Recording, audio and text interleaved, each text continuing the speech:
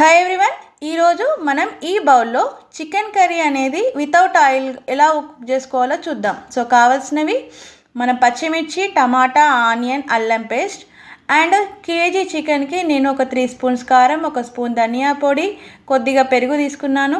దాని తర్వాత కొంచెం పసుపు వేసి మ్యాగ్నేట్ చేసి పెట్టుకున్నాను.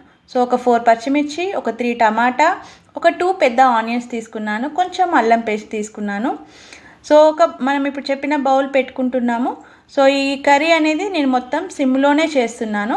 సో గిన్నె వేడిన తర్వాత దాల్చిన చెక్క, లవంగాలు, యాలకులు, జాపత్రి, సో ఇంకేమన్నా మీరు మసాలా దినుసులు వేసుకోవాలంటే కూడా వేసుకోవచ్చు. సో వీటిని నేను ఇందులో వేసి సో కొంచెంసేపు మనం ఫ్రై చేద్దాం. దాని తర్వాత కొంచెం ఇట్లా చేసిన తర్వాత మనం కట్ చేసి పెట్టుకున్న మన ఆనియన్స్ అండ్ పచ్చిమిర్చి సో అందులో వేసుకొని కొద్దిసేపు అనేది వీటిని ఫ్రై చేయడం జరుగుతుంది.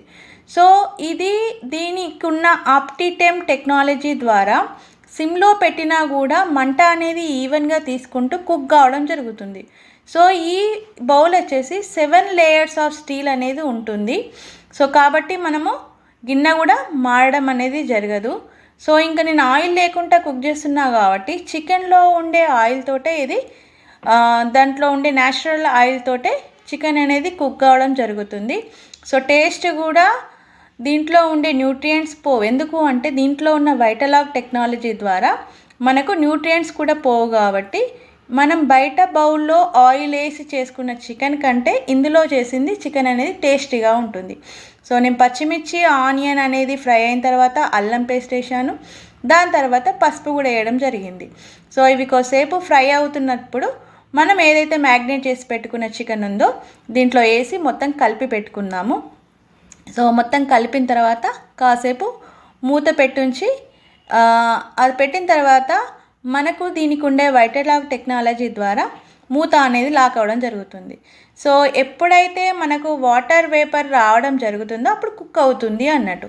సో ఇప్పుడు నేను కలిపి పెట్టుకొని ఉన్నాను కదా, సో మనకు వాటర్ వేపర్ రావడం వల్ల సో కుక్ అవుతుంది. నేను ఇంక ఇందులో ఇలాంటి వాటర్ కూడా యాడ్ చేయలేదు. సో ఇది కుక్ అయ్యే క్రమంలో దీంట్లో ఉండే న్యాచురల్ ఆయిల్ తోటే మనకు చికెన్ అనేది కుక్ అవ్వడం జరుగుతుంది. సో నేను కొద్దిగా కర్డ్ అనేది వేయడం జరిగింది. సో అట్లా దీంట్లో ఉండే వాటర్ అవన్నీ తీసుకొని కుక్ అవుతుంది. సో ఇప్పుడు మనం ఇది మూత పెట్టుకొని ఉంచుకున్నాం కదా, తర్వాత ఎప్పుడైతే అయిపోయాక మనం కొంచెం టమాటాలు కూడా నేను ఏదైతే కట్ చేసి పెట్టుకున్నానో టమాటా కూడా యాడ్ చేయడం జరిగింది. మళ్ళీ ఒకసారి కలిపి పెట్టి మూత పెడదాం. సో ఎప్పుడైతే మనం మూత పెట్టి మన లాక్ అయితే పడ్డదో సో ఎప్పుడైతే దీనికి వాటర్ వేపర్ రావడం జరుగుతుందో అప్పుడు ఈ మూత అనేది మనకు ఫ్రీగా తిరుగుతుంది. అంటే లోపల మనం ఏదైతే కుక్ చేయాలనుకుంటున్నామో అది ఉడకడం స్టార్ట్ అవుతుంది అన్నట్టు. సో ఈ మూత ఎప్పుడైతే మనకు ఫ్రీగా తిరుగుతుందో మనకు సౌండ్ కూడా రావడం జరుగుతుంది. నేను చెప్పినట్టు ఇక్కడ చికెన్ అనేది కుక్ అవుతుంది. ఈ టోటల్ ప్రాసెస్ అంతా కూడా నేను సిమ్లోనే పెట్టి చేయడం జరుగుతుంది. సో దీంట్లో మనం బిర్యానీ చేసుకోవచ్చు, మటన్ చేసుకోవచ్చు, లేదు మీరు ఏమైనా పిండి వంటలు చేసుకోవాలన్నా కూడా మీరు ఆయిల్ కనుక తీసుకొని చూసుకున్నట్లయితే ఇప్పుడు మీరు ఫర్ ఎగ్జాంపుల్ ఒక 2 గ్లాసులు ఆయిల్ తీసుకొని ఏవైనా ఐటమ్స్ చేసుకున్నారనుకోండి, బయట 2 గ్లాసెస్కి 1.5 పట్టుండొచ్చు. బట్ ఇందులో మాత్రం 1 గ్లాస్ కూడా కంప్లీట్ కాదు. అంటే ఆయిల్ అనేది కూడా సేవ్ అవుతుంది. మనం ఆయిల్ లేకుండా కుక్ చేయడం వల్ల ఆయిల్ సేవ్ అవుతుంది. ఒకవేళ ఏమైనా పిండి పదార్థాలు చేసుకోవాలన్నా కూడా ఆయిల్ అనేది తక్కువగా తీసుకుంటుంది. సో చికెన్ అనేది మనకు ఆల్మోస్ట్ కుక్ అవ్వడం అయిపోయింది, దగ్గర పడ్డదంటే మనకు కంప్లీట్ అయినట్టే. సో నేను ఇంతకుముందు కొత్తిమీర వేసి గార్నిష్ చేయడం జరిగింది.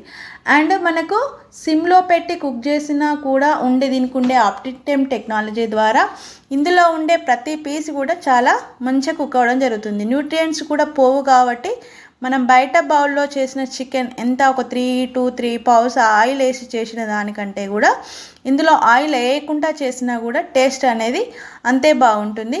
సో టోటల్ ప్రాసెస్ అంతా నేను సిమ్లో పెట్టాను, దానివల్ల గ్యాస్ కూడా ఆదా అవుతుంది. So chicken curry ready.